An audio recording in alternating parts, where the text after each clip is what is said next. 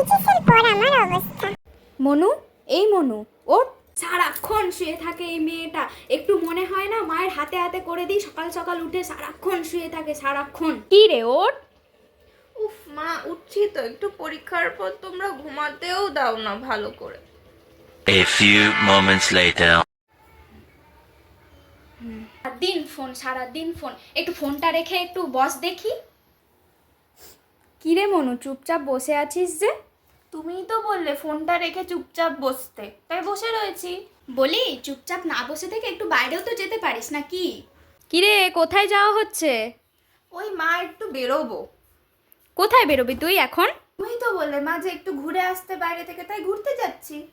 বলেছি বলে যে ঘুরতে যেতে হবে সে তো কোনো ব্যাপার নেই, সব সময় তো কিসের ঘোরা? হ্যাঁ, বাড়িতে একটু বসা হয় না, মায়ের হাতে হাতে একটু কাজ করা যায় না, সব সময় তো ঘোরা ঘোরা কিসের? কোথাও যাবোই না আমি। তোমার সব কিছুতে এত প্রবলেম কেন বলো তো? ফোন দেখলে প্রবলেম, ফোন না দেখলে প্রবলেম, ঘুমালে প্রবলেম, না ঘুমালে প্রবলেম, ঘুরতে গেলে প্রবলেম, না ঘুরতে গেলে প্রবলেম। কি করবো বলো তো আমরা? ছাড় তো, আমার অনেক কাজ আছে, আমি আসছি। দূর, আমার আর ভালোই লাগে না। এবার আমি কি রে মনু? হ্যাঁ,